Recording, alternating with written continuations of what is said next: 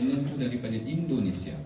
Seorang doktor daripada Indonesia. Waktu tu COVID, kita buat seminar secara online. Yang menariknya, doktor Indonesia tu cerita dia dah terkena COVID sehingga tahap doktor kata tuan akan ditidurkan, bapa akan ditidurkan pada malam ni. Kalau tuan-puan terlantar di atas orang bisik, doktor bisik kepada tuan-puan, malam ni saya akan tidurkan tuan. Apa yang kita terfikir?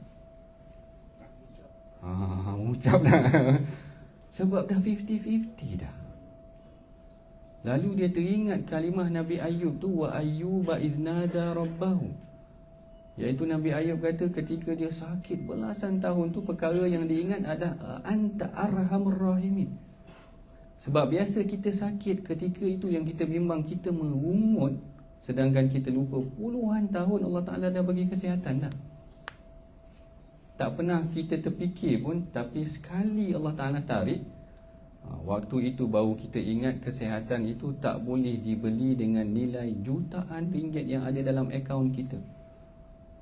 Malah saya teringat juga kalau musim konvo, video ni viral, seorang profesor daripada US, pakar dalam bidang kanser ni, dia kata, aku ni dah duduk dekat apa kita panggil deathbed, maknanya katil orang nak meninggal ni, dah ratusan pesakit dah aku duduk.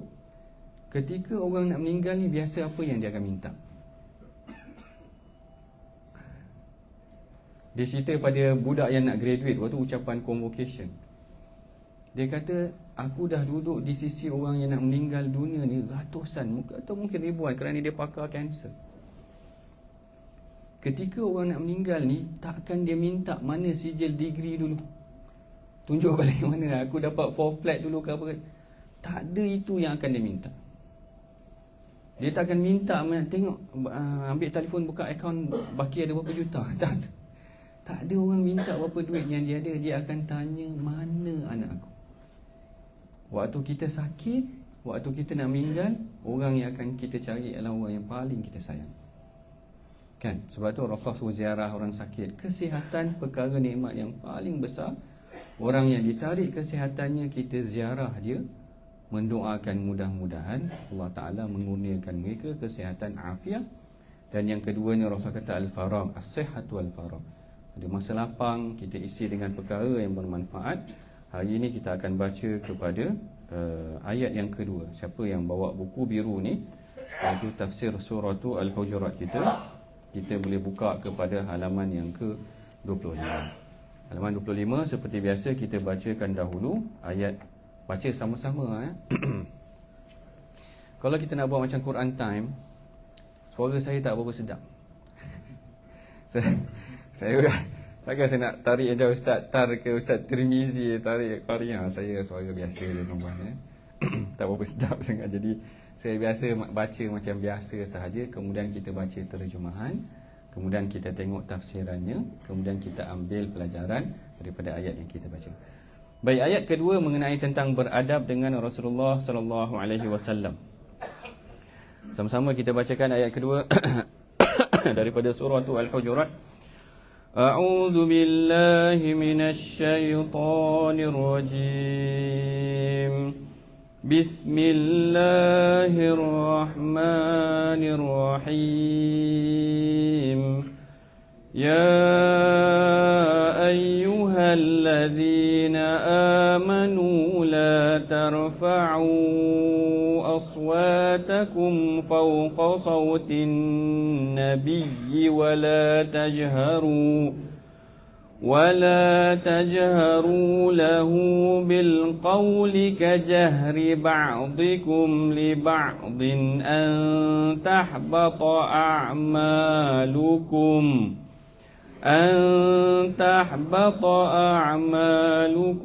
wa antum la tash'urun. Sadaqallahul azim. Maksudnya, wahai orang-orang yang beriman. Ini ya ayyuhalladzi yang kedua. Semalam ya ayyuhalladzi yang pertama, jangan pandai-pandai mendahului urusan Allah dan Rasul. Maknanya bermula dengan urusan perintah, jangan kita mendahului Allah dan Rasul. Perintah yang kedua mengenai tentang adab dengan Rasulullah. Allah Ta'ala mulakan ya ayyuhallazina amanu, wahai orang-orang yang beriman, la tarfa'u. Raf'un ni adalah tinggi.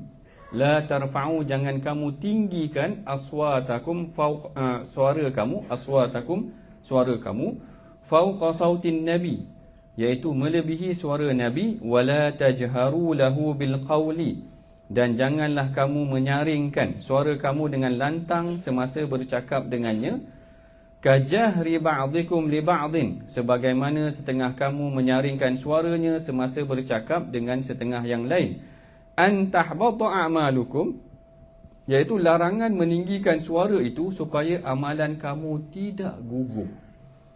Tinggikan suara kepada Rasulullah boleh hangus hasarat, boleh jadi sia-sia. Yang jadi sia-sia amalan kita ni ada banyak perkara. Salah satunya melakukan dosa dalam keadaan senyap-senyap. Siapa sebut tadi? Melakukan dosa dalam keadaan senyap-senyap. Kerana Rasulullah SAW menceritakan mengenai tentang seorang lelaki yang membawa amalannya seperti gunung Tihamah. Maknanya seperti gunung amalan dia, tetapi pada hari kiamat faja'alahu Allahu haba'an manthura. Allah Ta'ala jadikan dia seperti debu yang berterbangan. Lalu Rasul kata, kenapa amalan dia yang macam gunung tu tadi tiba-tiba jadi debu? Kerana Rasul kata idza khalau ataupun idza khala, ketika dia bersendirian,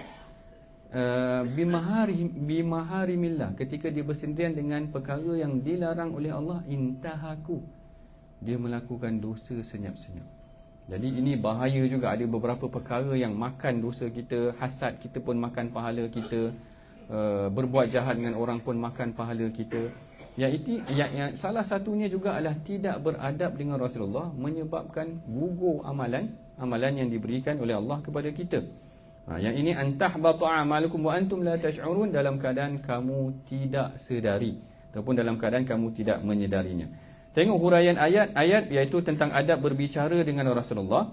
Kalau sebelum tu Allah Ta'ala berfirman agar tidak mendahului Allah dan Rasul, kali ini berfirman untuk jaga adab dengan Rasulullah SAW. Bila ayat ni diturunkan,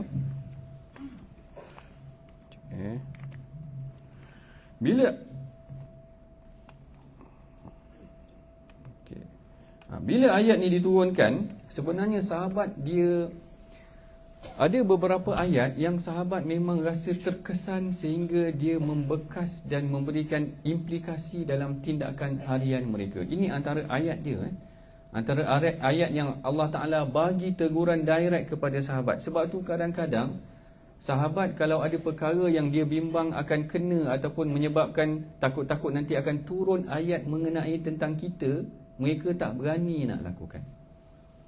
Dan kadang-kadang kalau kita tengok memang tak apalah sahabat tu, kerana dia duduk dalam konteks dia bersama dengan Rasulullah, maka apa yang berlaku akan Rasulullah tegur, ataupun apa yang berlaku akan Allah Ta'ala tegur. Tetapi yang lebih luar biasa lagi, kalau kesilapan tu dilakukan oleh Rasulullah sendiri. Saya nak cakap kesilapan kan, tuan-puan salah faham kata Rasulullah ni maksum. Dalam konteks ini, tuan-puan kalau pernah jumpa kitab yang dikarang oleh Dr. Syekh Salah Khalidi, ada satu kitab ni, kalau dinilai saya mengajar kitab ni, Aitabur Rasul. Aitabur Rasul ini iaitu kitab yang Syekh Salah kumpulkan 13 ayat Allah menegur Rasulullah, dalam keadaan teguran-teguran itu bagi mendidik ataupun menjadikan suasana komuniti yang lebih baik. Ada kalanya Allah Ta'ala tegur dalam urusan rumah tangga. Bila mana saya cerita semalam yang Allah Ta'ala, yang Rasulullah sallallahu alaihi wasallam yang menghalang dirinya daripada memakan sesuatu yang dihalalkan baginya, maka Allah Ta'ala tegur dia. Dalam kes dalam surah At-Tahrim, ya ayyuhallazina amanu ya ayyuhan nabiyyu lima tuharrimu ma ahallallahu laka. Wahai Nabi, kenapa engkau haramkan apa yang dihalalkan ke atas engkau? Yang ini dalam kes kerana perselisihan antara isteri. Di sini ada yang kahwin dua ke? Ada? Tak berani tengok. Kalau kahwin dua mengaku je. Saya pun tak berani. Ini adalah dia. Bahaya sikit adalah tapi memang tak berani lah. Saya tanya je. Sebab kes ni adalah melibatkan pakatan isteri Rasulullah. Nak cakap ni pun sekan. Pakatan isteri Rasulullah, Sayyidatina Nak cakap pun sebab sebenarnya Abdullah bin Abbas pun tak tahu siapa yang Allah Ta'ala tegur dalam kes ni, sehinggalah Ibnu Abbas bertanya secara dia bertanya secara macam mana kan, bertanya secara nak kata kiasan tak juga, dia berkhidmat kepada Umar supaya sebenarnya dia berkhidmat tu nak tanya soalan ni. Dia tolong Umar ambil air, angkat air apa semua, Abdullah bin Abbas kalau baca dari riwayat tu, sehinggalah dia kata sebenarnya wahai Umar, siapa yang Allah Ta'ala tegur dalam surah Tahrim tu tadi? Umar katalah, rupanya ini yang kau nak rupanya kan, kau bagi aku air, angkatkan air sebagainya. Dia kata dia adalah anak aku, iaitu Sayyidatina Hafsah berpakat dengan Sayyidatina Aisyah dalam kes kecemburuan terhadap isteri. Ada yang kata Maria Qibtiyah, ada yang kata Zainab. Jadi sebab tu saya tanya tadi, kot ada yang kahwin 2-3 ni, dia ada, mungkin dia boleh share pengalaman kalau ada kecemburuan yang berlaku. Kita orang perempuan marah, jangan, benda ni tak boleh buat main rasa. Jangan menghilangkan mood, yang menghilangkan mood ni. Saya nak cerita balik. Itu satulah. Ada kalanya juga tak apalah, yang ni kekeluargaan ni isu lain, isu yang dia sebab keadaan isteri yang muda lah ketika itu yang saya nampak antara salah satunya lah. Selain daripada, taklah juga semuanya muda, ada beberapa isteri yang muda. Tuan-puan kalau baca 40 hadis tentang kemuliaan wanita, saya ada cerita bagaimana Aisyah tepis pinggan. Dengar hadis tu, Aisyah tepis pinggan ketika membayangkan Rasulullah sangat. Saya bayangkan macam ni, kalau kita tengah makan kat restoran, datang seorang waiter perempuan katakan, hidang makanan kat kita, baru nak hidang, isteri kita tepis. Dia tepis kerana adalah menyangka, mungkin gambaran ni mungkin kerana kita, isteri kata, engkau abang asyik tengok dia, kata macam tu. Contoh sabar jangan mengamuk dia. Kenapa aku masuk topik ni? Tapi nak ceritanya mendalam tak, dia cerita dia adalah seorang lelaki, seorang hamba daripada rumah isteri yang lain menghantar makanan kepada Rasulullah ketika itu Rasul berada di rumah Aisyah. Dalam hadis tersebut tidak diceritakan siapa isteri yang hantar, siapa isteri yang tepis tangan. Anas hanya ceritakan ada seorang hamba daripada rumah isteri yang lain datang ke rumah isteri yang Rasul berada di dalam rumahnya, lalu isteri yang berada di dalam rumahnya menepis tangan, macam tu semua. Sama macam kes surah Tahrim. Ayat diturunkan menegur Rasulullah dalam keadaan perawi sebenarnya tak cerita siapa sebenarnya isteri Rasulullah yang terlibat dalam insiden tersebut. Jadi ada ayat yang Rasulullah kena tegur, ada ayat yang sahabat kena tegur. Dalam kes ini, bila Allah Ta'ala kata la tarfa'u aswatakum, satu kita faham daripada ayat pertama, bila mana Bani Tamim kan datang, semalam kita cerita, dia menjerit-jerit di hadapan rumah Rasulullah. Lalu Allah Ta'ala datangkan la tarfa'u aswatakum, jangan kamu tinggikan suara kepada Rasulullah sallallahu alaihi wasallam. Bila mana ayat ini diturunkan sahaja, maka sahabat tengok terkesan. Satu, saya bagi kes Omar mula berbisik-bisik. Omar ni terkenal dengan kegarangan dia. Ketika kes Hatib bin Abi Balta'ah ni dalam Fathu Makkah. Ketika Fathu Makkah, sebenarnya strategi Rasulullah nak menyerang, kita kata, ataupun nak membuka Makkah tu dalam keadaan serangan yang rahsia mengejut. Rasulullah nak bawa 10,000 tentera tapi secara mengejut. Tetapi Hatib ni bocor rahsia. Sama macam kes Quraizah, bocor rahsia ni pengkhianatan juga. Kerana Hatib menghantar satu surat melalui seorang wanita, sehingga Rasul hantar dua pahlawan yang paling berani di sisi Rasul, iaitu Ali dengan Az-Zubair. Semalam kita dah cerita Ali ni sebenarnya orang dia sebenarnya sifir dia mudah. Kalau Abu Bakar lembut, Omar orang dia agak keras. Osman orang dia lembut, Ali orang dia keras balik macam tu. Ali ni sebenarnya dia pahlawan.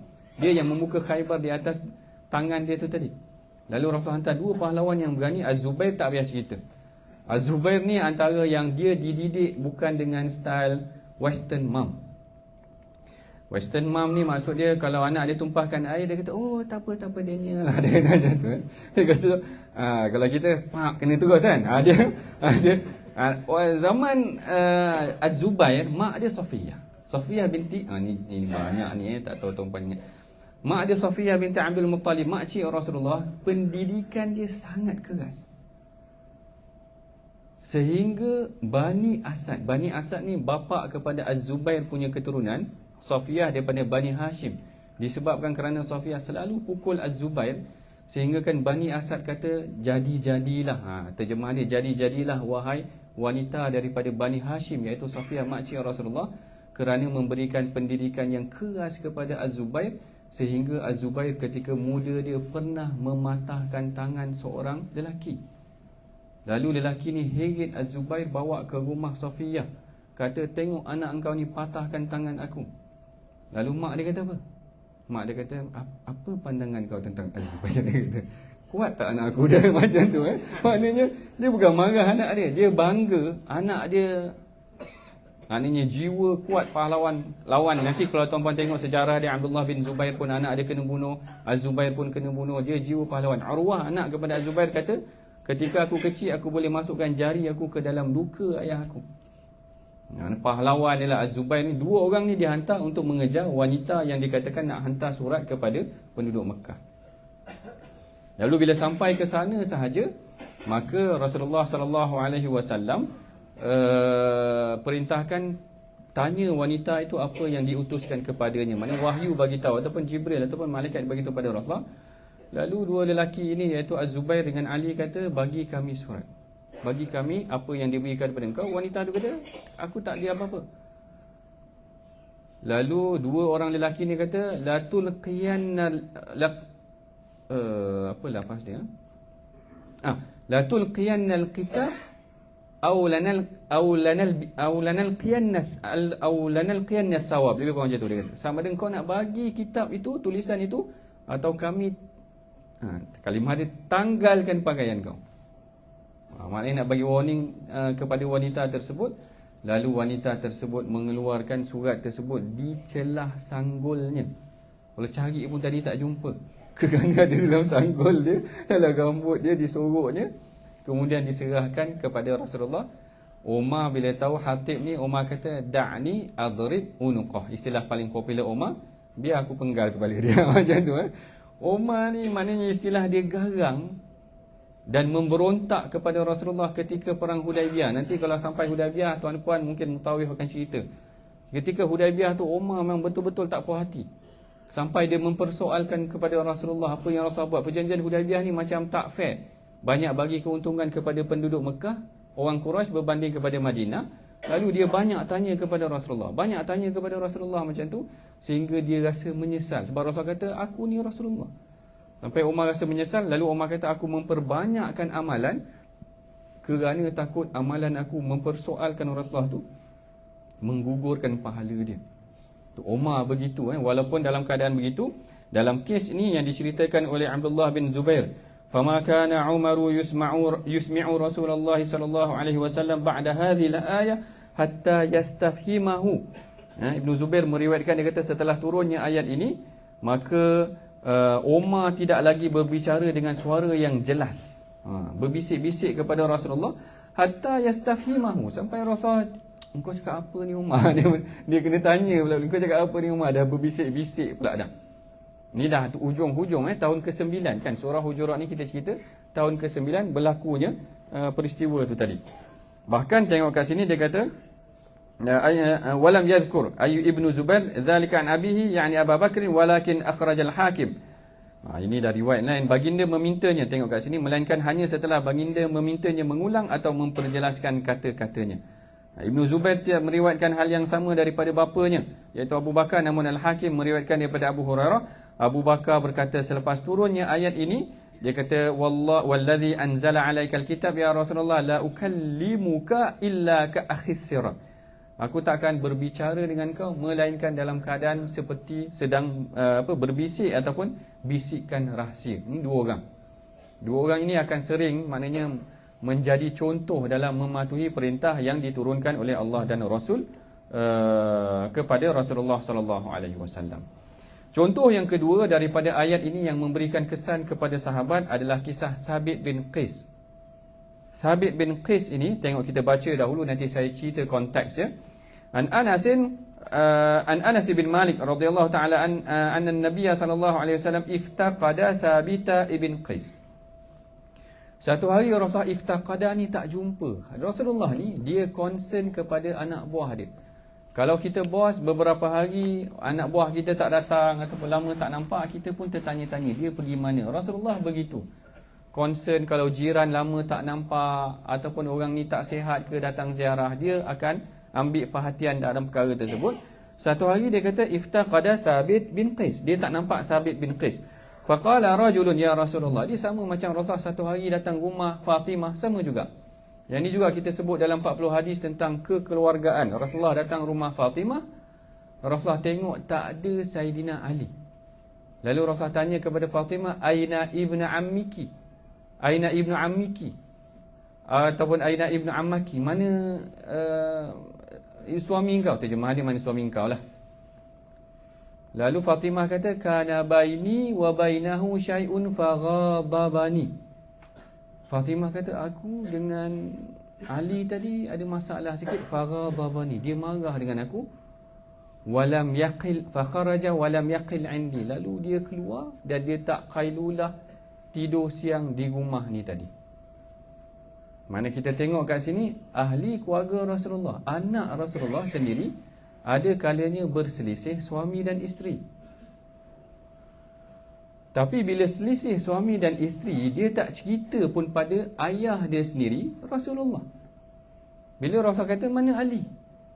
Fatimah kata, kana baini wa bainahu syai'un. Tadi aku dengan dia ada masalah, itu kan.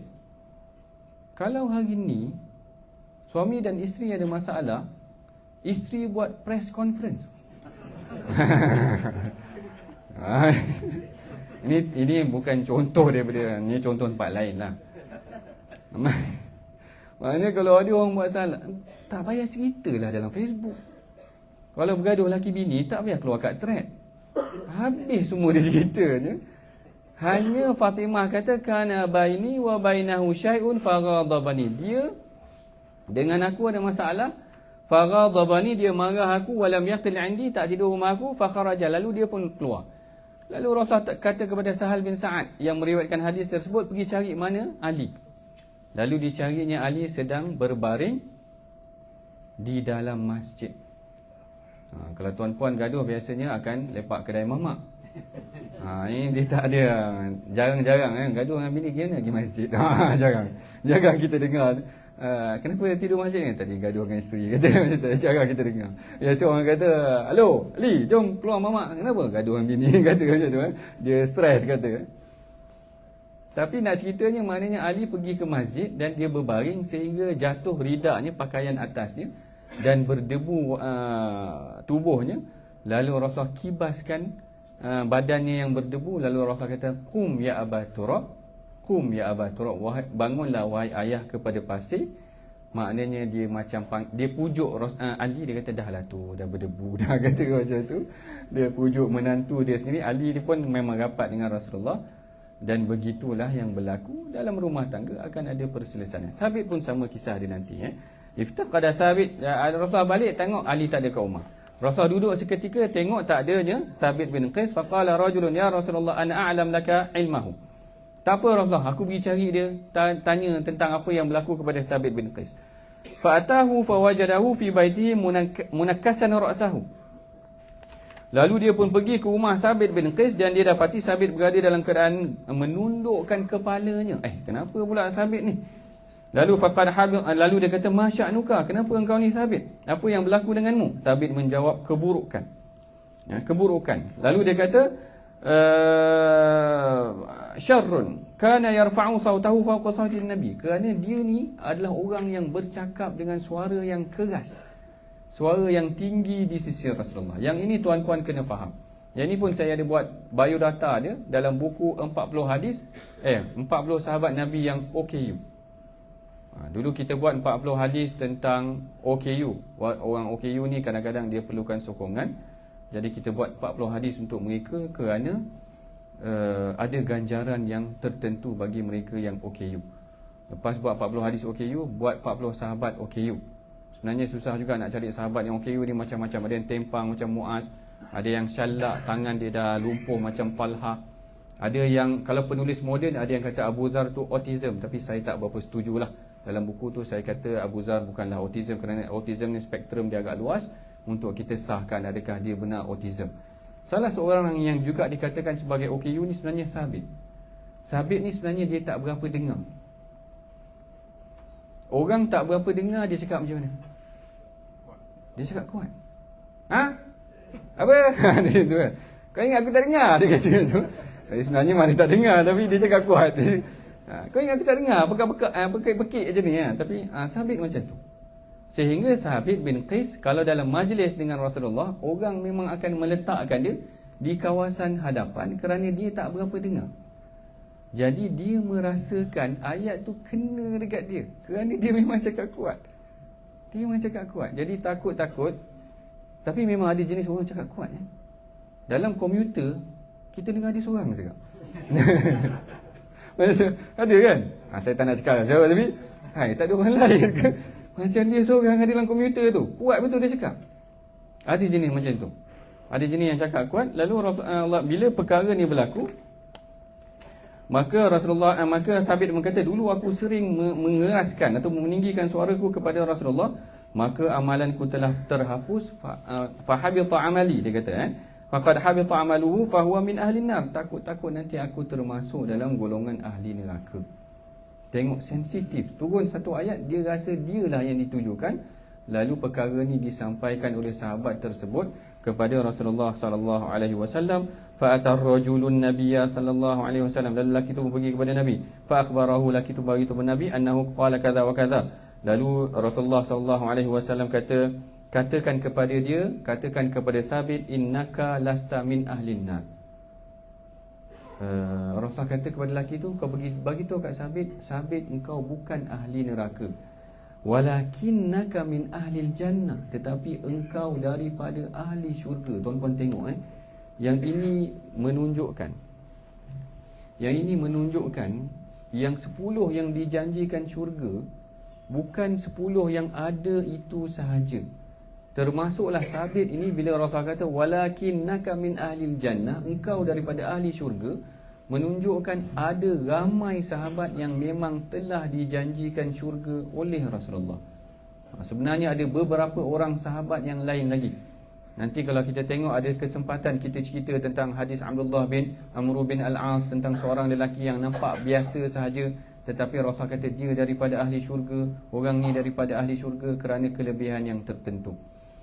Sekalipun kalau kita tengok kat sini kalau ini dalam riwayat yang lain, yang Thabit ini dia dipandang oleh Rasulullah sebagai ahli syurga, tapi sama macam kes Fatimah tadi, dia ada masalah sikit. Sehingga isteri dia Jamilah. Kalau tadi Fatimah ada masalah tetapi taklah sampai pada perpisahan. Tapi Thabit ni kes dia istimewa sikit kerana isterinya Jamilah memang menuntut berpisah daripada Thabit. Poin saya kalau saya bawa modul ni, saya kata ahli syurga yang dijamin oleh Rasulullah pun ada masalah yang kadang-kadang kita perlu mohon bantuan daripada Allah Subhanahu Wa Taala untuk sama-sama selesaikan. Dalam kes yang tu, kalau ada masanya kita akan tengok hadis mengenai tentang Thabit bin Qais. Kemudian sama juga Umar marah dua lelaki yang meninggikan suara. Dua lelaki yang meninggikan suara dalam masjid Nabi ni Rasulullah dah tak ada dah. Sebab tu kalau saya bawa jemaah pergi umrah, sampai kat masjid Nabi, kita nasihatkan dia memang betul-betul menjaga adab. Kerana dalam kes Umar ni, dua lelaki dia tinggikan suara dalam masjid Nabi, Umar marah. Ketika Rasulullah dah tak ada pun, maknanya kena jaga adab dengan Rasulullah. An Sa'id bin Yazid, dia kata ni sahabat Nabi, daripada Sa'id bin Yazid, qala kuntu qa'iman fil masjidi, aku berdiri dalam masjid, fahasabani rajulun, ada orang baling batu dekat aku. Siapa pula baling batu ni? Lalu dia tulis belakang, dia kata fa idza Umar bin Khattab. Allah, Umar yang baling batu Kalau Umar ni tak jadi nak marah tadi ingat nak marah kat siapa ni? Umar tak jadi nak marah sebab Umar yang baling batu. Faqala idhhab fa'tini bihadain. Umar kata, pergi panggil dua orang tu. Dua orang ni tengah bergaduh dalam masjid Nabi, meninggikan suara dalam masjid Nabi. Faji'tuhu bihima, lalu aku datang dengan keduanya. Qala man antuma, Umar tanya, korang ni daripada mana? Korang berdua ni daripada mana? Qala min ahli Taif, kami daripada Taif. Maknanya bukan ahli Madinah, daripada Taif. Taif ada yang dah pergi? Ada KT dah pergi kan? Ada KT yang dah pergi. Nanti kalau pergi boleh baca lah, ada banyak kat kisah Taif. Qala law kuntuma min ahli al-balad la auja'tukuma. Kalau korang daripada Madinah ni, aku sebat dah. Sebab meninggikan suara dalam masjid Nabi. Nasib baik bukan daripada ahli Madinah, daripada Taif. Kalau tak memang aku sebatkan. Dia kata tarfa'ani aswatakuma fi masjidi Rasulillah. Engkau orang tinggikan suara dalam masjid Nabi. Tinggikan suara dalam masjid Nabi pun tak boleh. Maknanya menjaga adab itu dengan Rasulullah sallallahu alaihi wasallam. Yang ini menurut Al-Imam Ibn Kathir, perkara ni berlaku setelah Rasulullah meninggal dunia. Menunjukkan ketika Rasulullah dah tak ada pun, tidak sahabat sangat menjaga adab dengan Rasulullah. Ada seorang pemuda namanya Talha, sama juga. Adab Talha ni, itu saya tak bawa dalam buku ni, saya tak ingat buku apa. Rasanya buku ni. Ni sini buku yang dibawa ke sini lah. Ini ada 40 pemuda, 40. Yang ni juga kita baca 40 hadis untuk warga emas. Walaupun saya tahu tuan-tuan bukanlah semuanya warga emas. Perak dan gangsa pun mungkin ada kat sini. Tapi saya nak cerita, kita bacakan dekat masjid, surau masjid, sebab kadang-kadang ramai yang dah pencen macam tu. Jadi ada hadis-hadis himpunan untuk warga emas dan sebagainya. Dalam 40 hadis pemuda ni buat kisah Talha, kisah mengenai Talha. Bukan Talha bin Ubaidillah, seorang lagi Talha yang lain, yang sakit ketika berada di Madinah, sehingga Rasulullah kata dia akan meninggal dengan sakitnya itu. Seakan-akan Rasulullah dah tahu dah dia akan bakal meninggal. Lalu Rasulullah kata kepada ahli keluarga dia, kalau Talha meninggal, jemput aku supaya mendirikan salat jenazah kepada Talha. Setelah Rasulullah pulang, Talha bagi tahu kepada ahli keluarga dia, jangan jemput Rasulullah. Dia kata, jangan panggil Rasulullah kalau aku meninggal, kerana Talha ni duduk di kawasan perumahan yang berdekatan, dikelilingi dengan orang-orang Yahudi. Kerana awal Islam ataupun awal Islam dikatakan maknanya Rasulullah ni merasakan tidak selamat apabila dikelilingi oleh orang Yahudi. Ketika Rasulullah datang ke perkampungan Bani Nadir, Yahudi merancang untuk menjatuhkan batu di atas kepala Rasulullah. Yahudi ni planning dia jahat betul. Waktu Khaybar, seorang wanita Yahudi racun Rasulullah. Dan kita tahu sehingga Allah Ta'ala selamatkan Rasulullah daripada racun tersebut. Tapi siapa yang baca sirah ketika Rasulullah nak meninggal, Rasulullah telah mula merasakan bahang kepanasan kesan racun Khaybar tersebut. Mana orang Yahudi ni kalau boleh bunuh, dia memang nak bunuh Rasulullah. Jadi Talha rasa bimbang, kalau Rasulullah sampai datang pada malam hari, ketika dia meninggal pada malam tersebut, dibimbangi akan memberikan ataupun memberikan ancaman lah, takut-takut nanti Rasulullah akan dapat ancaman bunuh dan sebagainya, ataupun tidak pasti keselamatan Rasulullah. Maka diorang Talha berpesan, tengok maknanya dia jaga hak dengan Rasulullah sehingga dah mati pun. Lepas tu ahli keluarga dia tak bagi panggil Rasulullah. Maknanya mereka menguruskan jenazah Rasulullah sendiri, sehinggalah siang harinya dah selamat baru dimaklumkan kepada Rasulullah. Rasulullah baru pergi ke kubur mendoakan Talha yang telah diuruskan jenazah dia. Maknanya dah meninggal dunia pun masih lagi menjaga adab dengan Rasulullah sallallahu alaihi wasallam. Kemudian kalau kita tengok bila Allah Ta'ala kata ya ayyuhallazina amanu la tarfa'u aswatakum, arahan yang pertama, jangan tinggikan suara kepada Rasulullah sallallahu alaihi wasallam fawqa sautin nabi wala tajharu lahu, dan jangan kamu menyaringkan suara macam bercakap sebahagian daripada kamu, macam cakap dengan kawan-kawan dia, bukan macam tu dengan Rasulullah. Sebab Allah sendiri panggil, tengok kat sini muka 29, panggilan penghormatan kepada Rasulullah. Sehingga Syekh Tantawi, banyak dalam tafsir ini, saya ambil 3. Biasanya dalam Quran Time pun saya akan ambil 3, sama ada Syekh Tantawi dalam tafsir wasit dia, ataupun Ibn Ashur, Tahrir wa Tanwir, ataupun Al-Imam Ibn Kathir lah, yang popularnya juga adalah Al-Imam Ibn Kathir. Dalam ayat ini Syekh Tantawi kata qala ba'dul ulama, ketika menghuraikan ayat ini ialah tentang luzumi tauqirin nabi, iaitu kewajipan memuliakan Rasulullah. Wala tajharu tu bukan sekadar meninggikan suara, tetapi panggil pun dengan panggilan yang baik. Sehingga dia kata la taj'alu du'a ar-rasul, jangan kamu panggil sama ada panggilan kamu ni sama macam panggilan yang biasa sahaja, kerana tidak pernah di dalam Al-Quran Allah panggil Rasulullah dengan namanya. Kalau Nabi Adam, Allah Ta'ala kata ya Adam uskun. Kalau Nabi Musa, Allah Ta'ala kata ya Musa. Kalau Nabi Nuh, Allah Ta'ala kata ya Nuh. Kalau Nabi yang lain memang Allah Ta'ala panggil dengan nama, tapi dengan Rasulullah Allah Ta'ala panggil dengan gelaran bagi dia. Ya ayuhan Nabi, ya ayuhal Rasul, ya ayuhal Muzammil, ya ayuhal Muddathir. Mana dengan macam orang panggil kita lah. Kita dah ada gelaran. Contoh mungkin ada tuan-puan yang datuk ni, saya panggil dia nama je. Nama dia Datuk Ali, panggil Ali. Macam tu. Apa perasaan dia berbanding dengan kalau kita panggil dia dengan gelaran datuk dia, profesor dia ke, doktor ke, Tan Sri ke, apa ke. Ialah sebagai penghormatan. Rasulullah ni namanya disebut dalam Al-Quran sebanyak 5 kali. Muhammadur Rasulullah, wa ma Muhammadun aba ahadin minkum, wa ma Muhammadun illa rasulun qad khalat min qablihir rusul. Apa lagi? Betul, ismuhu Ahmad. Ada 5 kali nama Rasul disebutkan. Kelima-lima itu bukan atas nama panggilan pun. Maknanya memang hanya panggilan, dipanggil dengan gelaran sahaja. Bahkan kalau kita tengok kadang-kadang Rasulullah pun dipanggil ataupun dicakap dengan CP-CP. Dicakap dengan CP-CP ni macam kes surah Abasa. Abasa wa tawalla kan. Abasa wa tawalla ni, yang ni ada bahasa Arab sikit. Abasa ni dia berpaling wa tawalla. Abasa ni terjemahan Melayu dia, Syekh Basmih terjemahkan terjemahan Jakim sebagai bermasam muka. Pada saya dia tak sampai bermasam muka lagi, dia frown. Kalau dalam bahasa Inggeris dia frowning. Frowning ni rasa saya macam berkerut je kan, dia macam berkerut. Dia macam Rasulullah excited nak sampaikan Quran kepada Quraisy. Sebelum tu Quraisy tak pernah nak dengar.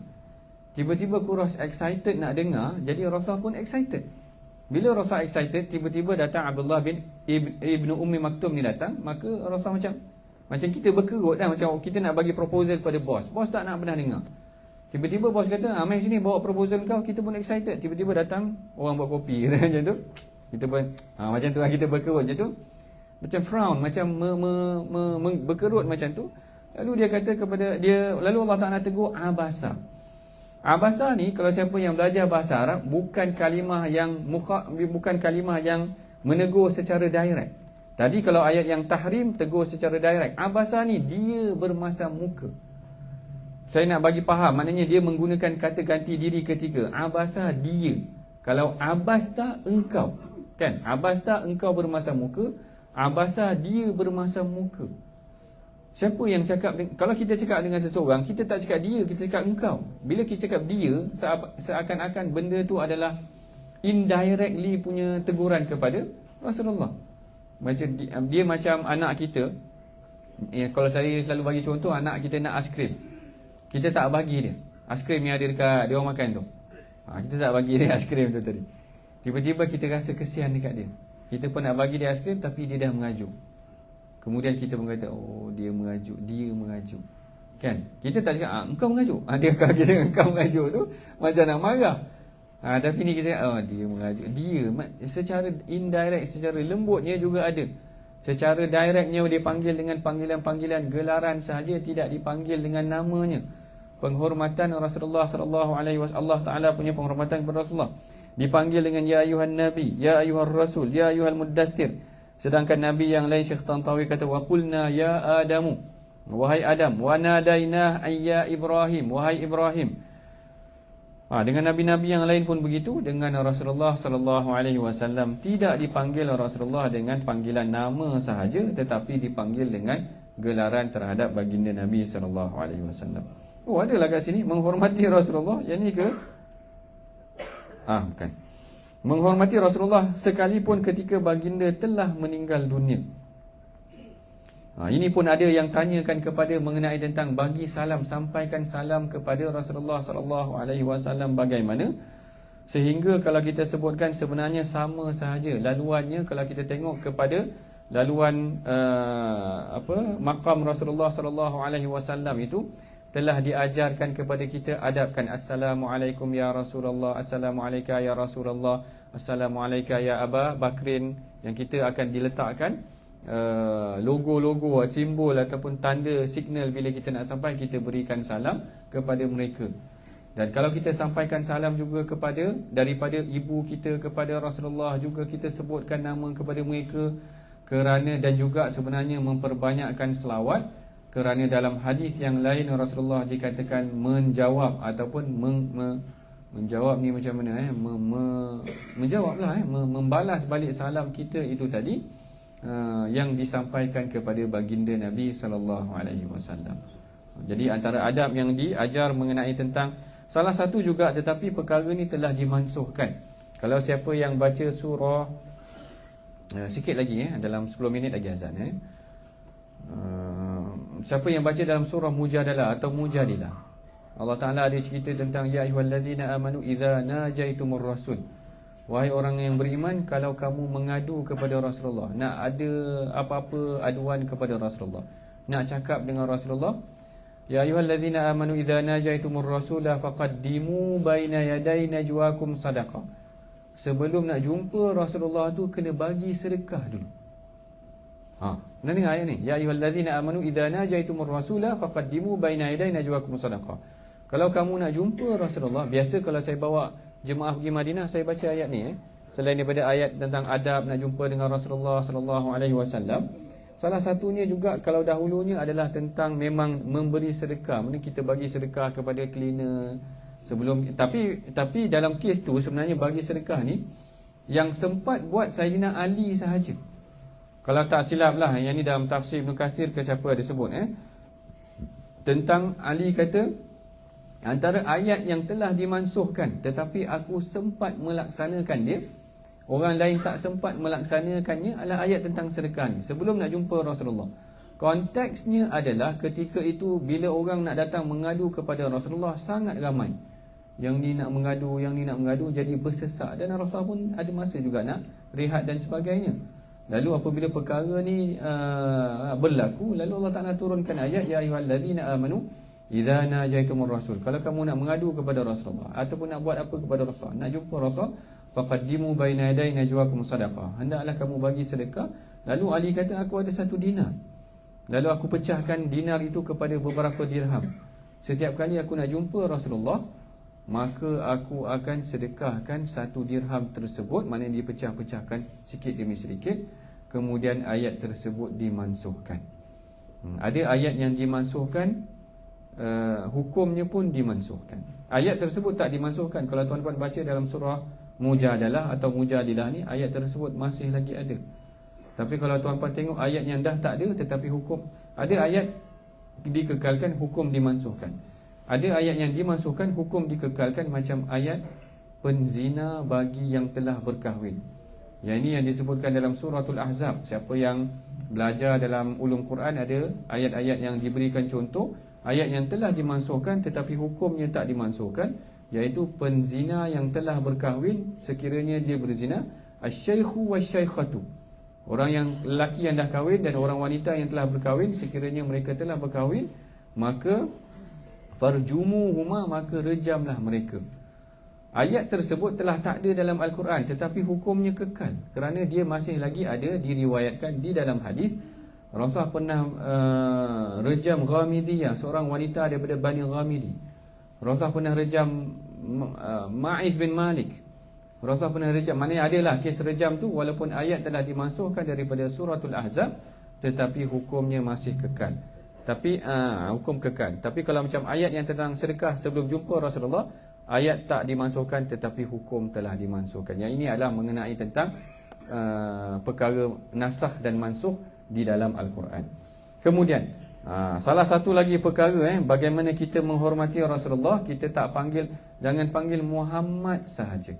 Kan kadang-kadang kalau kita tulis belakangnya sallallahu alaihi wasallam. Sekarang ni orang tulis so je, so SAW tu lah, so tu tapi maknanya jangan kita baca so, Muhammad so. Apa macam tu? Maknanya bacalah Muhammad sallallahu alaihi wasallam. Bahkan Rasulullah kata, kedekut orang yang tak selawat dekat aku. Rasulullah kata al-bakhilu indana, orang yang kedekut di sisi kami, al-bakhilu indana man dzukirtu indahu, siapa yang aku disebutkan di sisinya, walam yusalli alayya, tapi dia tak cakap sallallahu alaihi wasallam. Sebut nama Rasulullah, maka kita akan ucapkan sallallahu alaihi wasallam. Al-bakhil. Cuma yang lebih dahsyat daripada bakhil ini adalah syahih. Kalau tak silap saya, maknanya orang Melayu selalu kata itu haji bakhil, haji bakhil. Dah balik haji, maknanya haji ni kaya, boleh pergi dengan PJH. Kaya. Orang panggil haji tapi kedekut, jadi orang panggil haji bakhil macam tu. Tapi yang lebih kedekut, kalau dalam hadis Bukhari, kisah Hindun yang mengadu suaminya kedekut. Dia kata inna Aba Sufyana rajulun syahih. Dia kata suami aku Abu Sufyan lelaki yang kedekut. Tetapi kalimah kedekut di sini tidak digunakan kalimah bakhil. Dia tak kata suami aku bakhil, tak. Dia kata syahih. Kerana bakhil ni dia kedekut kat orang lain, tapi mungkin kat dirinya dia tak kedekut. Tapi syahih ni dengan orang lain kedekut, dengan ahli keluarga pun kedekut juga. Dengan ahli keluarga pun kedekut juga. Barangkali macam tu. Inna Aba Sufyana rajulun syahih wa innahu la ya'tini li wa li waladi. Dan Abu Sufyan ni suami aku tak bagi nafkah cukup untuk diri aku dan anak aku. Illa ma akhadtu wa huwa la ya'lam, melainkan duit yang aku ambil secara dia tak tahu. Hadis ni kena dengar betul-betul. Hadis ni orang perempuan suka. Tapi jangan dengar separuh, jangan potong video ni separuh. Dia kata aku punya suami kedekut Abu Sufyan, ketua negara, tapi mungkin syahih bakhil tu. Dan dia tak bagi apa yang cukup buat diri aku dan anak aku, illa ma akhadtu minhu wa huwa la ya'lam, kecuali duit yang aku ambil senyap-senyap dan dia tak tahu. Lalu dia tanya kepada Rasulullah, boleh tak aku nak ambil duit laki aku dalam keadaan dia tak tahu? Lalu Rasulullah kata khudhi ni maksudnya apa? Ambil. Habislah kita. Tak ambil lagi hadis ni. Perempuan dah excited dah tu. Dia dah ready nak balik bilik ambil. Rasul kata khudhi, ambil ma yakfiki, apa yang cukup untuk engkau, wa waladaki, dan anak engkau, bil ma'ruf, dengan yang cukup, dengan jalan yang baik itu tadi. Jangan dia buka balik bilik lagi, buka wallet laki dia, ambil kad kredit, beli beg tangan. Beli beg tangan 20,000, katakan macam tu. Dia maknanya perintah tersebut adalah bagi, sepatutnya bagi suami yang tidak menyediakan nafkah yang cukup. Dalam kes yang sedemikian, ketika mana Rasulullah sallallahu alaihi wasallam menceritakan hadis ni, saya just nak ambil tentang beza perkataan al-bakhil tu dengan asy-syahih. Dalam Quran pun Allah Taala ada sebut waman syuhha, siapa yang kedekut tu tadi. Waman syuhha dalam Quran ada disebutkan. Menghormati Nabi sekalipun telah meninggal dunia. Poin yang seterusnya 31, sikit lagi 8 berapa azan kita? 8.24. Ada 9 minit lagi. Okey. Poin yang terakhir, ada 2 poin lagi. Poin yang kedua sebelum akhir, diam ketika hadis dibacakan. Malam kita baca tafsir, siang kita baca hadis, betul? Malam lepas maghrib kita baca tafsir, siang kita baca hadis 40 tentang haji dan umrah. Salafus salih terdahulu. Salafus salih ni 3 generasi terawal. 100 tahun pertama sahabat, yang kedua adalah tabi'in, bawah dia tabi'in. Mereka apabila dibacakan hadis kepada mereka, mereka akan mendiamkan diri seolah-olah baginda sedang berbicara dengan kita. Kerana yang dibaca itu adalah hadis, kata-kata daripada Rasulullah sallallahu alaihi wasallam. Jadi memang kena dengar betul-betul ataupun berikan perhatian. Yang ini saya dah cerita dalam mukaddimah kuliah pertama kita 40 hadis, tapi sebab kuliah pertama tu online. Online ni sama macam pelajar saya. Waktu Covid dulu kita buat kelas online. Sekarang ni pun sebenarnya saya buat kelas online jugalah, tapi taklah secara online, secara online sebab saya masih lagi bertugas sebagai pensyarah di USIM Jadi datang ni pun ada kelas sebenarnya. Waktu saya mengajar dulu, zaman Covid, kita tengah mengajar tu, kita boleh dengar budak start motor. Jangan terkejut. Kalau saya tengok anak saya, dia tengah kelas, dia kan kat rumah, kita belikan dia laptop. Kalau bagi telefon lagi membimbangkan. Dah sekolah rendah, 2 laptop, 3 laptop, 3 waktu tu sekolah. Budak lagi hebat. Kat skrin tu bahagi 2, separuh game. Dia tengah berperang ni, tengah berperang, jihad. Tengah berjihad, sebelah lagi dengan cikgu dia punya Google Meet tu. Allah, hebat kau ni kan.